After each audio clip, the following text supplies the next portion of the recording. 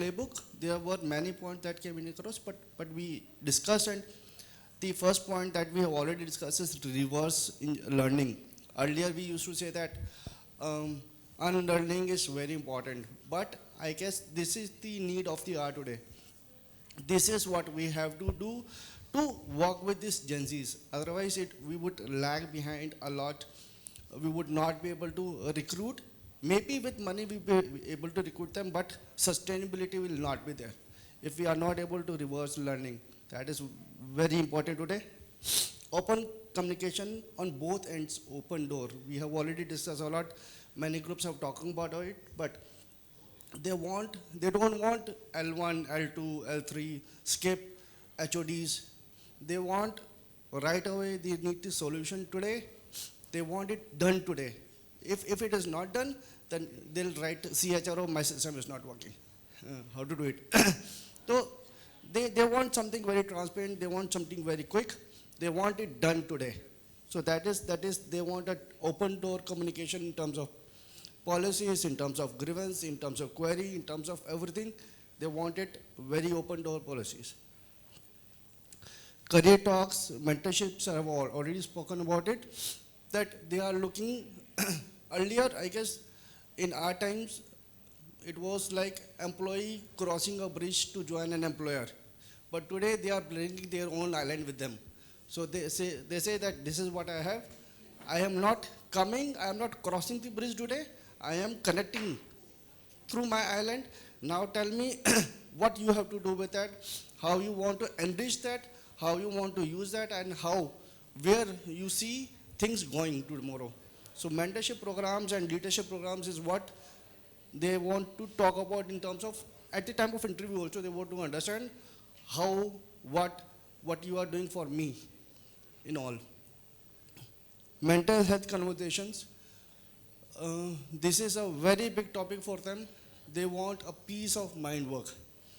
They don't want to be told what to do, how to do, when to do.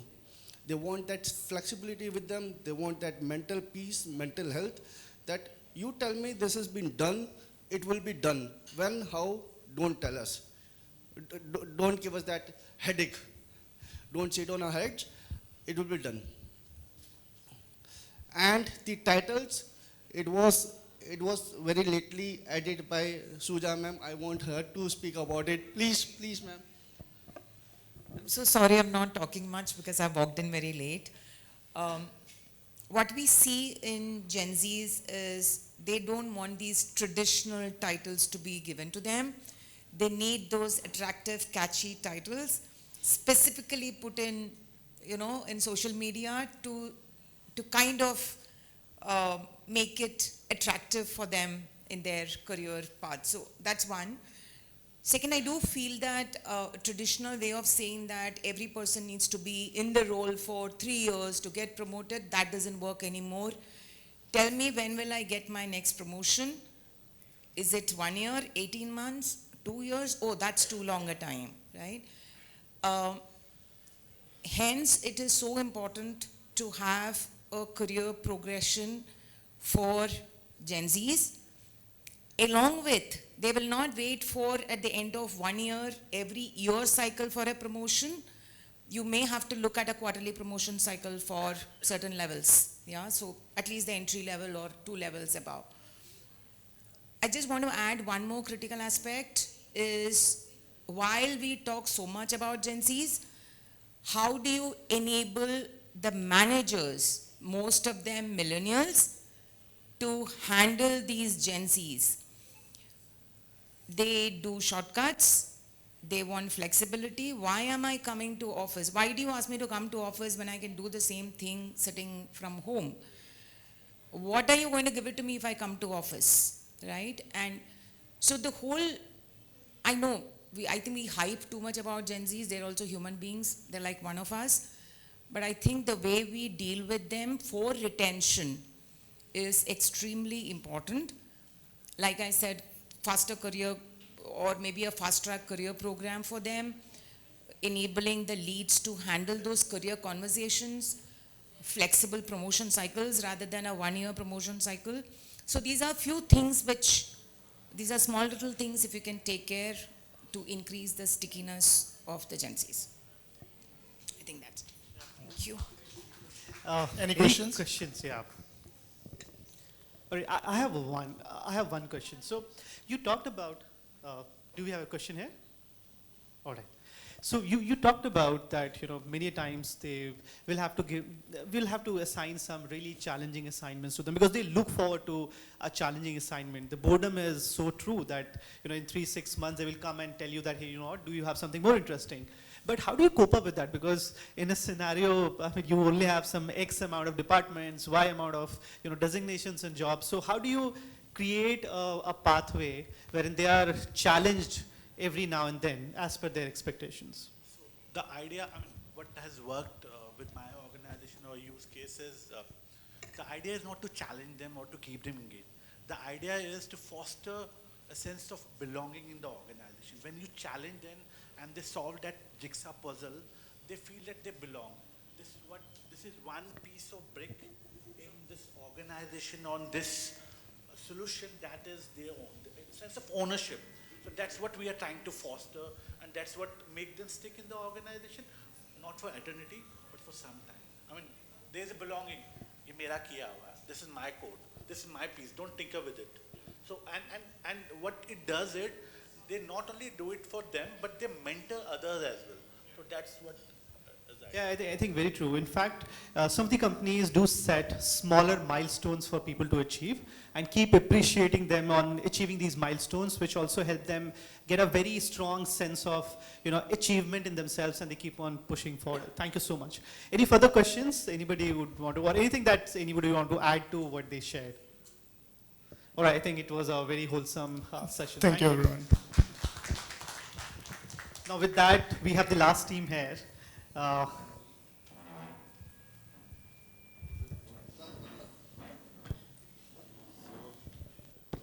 Hello. So good evening, everyone. So this is Anuj Rastogi from V Commercial Vehicle, and with me is Vandna. So we are the last one, and our team has deserted us, all of. So I do understand that all of you are part of one team, that is HR team. So I think the benefit of coming last is all the points have already been covered. So we don't have to do anything. So with two of us, we can manage. So on a more serious note, I think the points have already been covered. That is a very serious thought that all points have been covered already. What I would like to bring in here, so all hiring challenges and retaining challenges, engaging challenges, and I think that's pretty common, and we are all dealing with those challenges day in, day out. And in V Commercial Vehicle, if I share my experience, has been in the hiring spree of these young talent. We do a lot of campus hiring. We are into commercial vehicle business. We manufacture and sell trucks and buses and engines in India and in 47 countries. So, and I had HR for sales and marketing and international businesses for Volvo Eicher commercial vehicles. So we do take around 500 plus, 600 plus campus hires across the spectrum. When I say across the spectrum, we do take MTechs from IITs, we do take GTs from NITs, we do take MBAs from tier 2 colleges, state engineering colleges, diploma holders from polytechnics. So we have the whole spectrum of people from 19, 20-year-old to say around 25, 19 to 25. So fall well in this Gen Z category. So we are still figuring out. We don't have any set pattern. Though our retention rate says that we are doing well. For last 3 to 4 years, retention, if I talk about, is around in excess of 85%.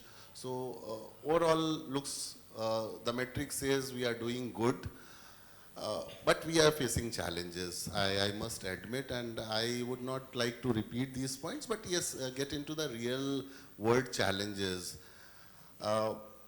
while we go to any campuses, and that's the universal problem, I would say, and so many hiring to be done, we do not get people who are employable. And that's the challenge we are getting day in, day out. If we were to hire 100 MTs, that's management training from tier 2 colleges, we go to around 35 to 40 tier 2 colleges, and that's itself a task. And that's why, that's where I would certainly like to explore this Apna campus AI, because that would make actual life easy. So from attracting a talent and even the proliferation of our EVP, that's